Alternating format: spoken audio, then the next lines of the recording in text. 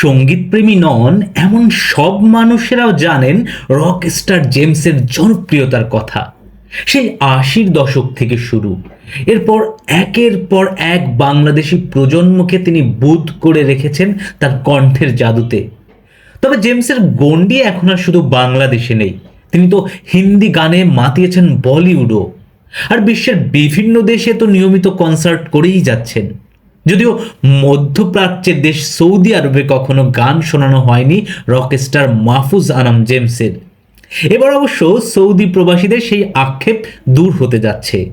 মরুর দেশে বসেই গুরুর গান শুনতে পারবেন জেমসের ভক্তরা। হ্যাঁ দর্শক, সত্যিই সৌদি আরবে গাইতে যাচ্ছেন জেমস, তাও আবার সরাসরি সৌদি সরকারের আমন্ত্রণে। আগামী ২২ নভেম্বর রিয়াদের আল সুওয়াইদি পার্কে গান শোনাবেন নগর বাউল তারকা জেমস, আর ওই আয়োজনটির নাম রাখা হয়েছে বাংলাদেশ কালচার।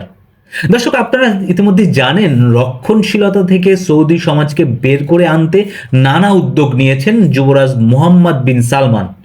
ভীষণ ২০৩০ পরিকল্পনার আওতায় ২০১৮ সালে বিনোদন জগৎ থেকে দেশটিতে নিষেধাজ্ঞা তুলে নেওয়া হয়েছে, খুলে দেওয়া হয় সৌদি আরবের সিনেমা হলগুলো, আয়োজন করা হয় নিয়মিতই বিভিন্ন চলচ্চিত্র উৎসব থেকে কনসার্ট, ফ্যাশন শো ইত্যাদি।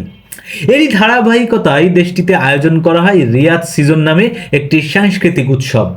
এবার রিয়াদ সিজনের দ্বিতীয় মৌসুমে আমন্ত্রণ পেলেন জেমস। নগরবাউল ব্যান্ডের ব্যবস্থাপক রুবায়াত ঠাকুর জানিয়েছেন, কনসার্টে অংশগ্রহণ করার জন্য ২০ নভেম্বর সৌদি আরবের উদ্দেশ্যে ঢাকা ছাড়বেন জেমস। আর ২২ নভেম্বরের কনসার্টে বিনামূল্যে গুরু জেমসের গান শুনতে পারবেন প্রবাসী বাংলাদেশিরা।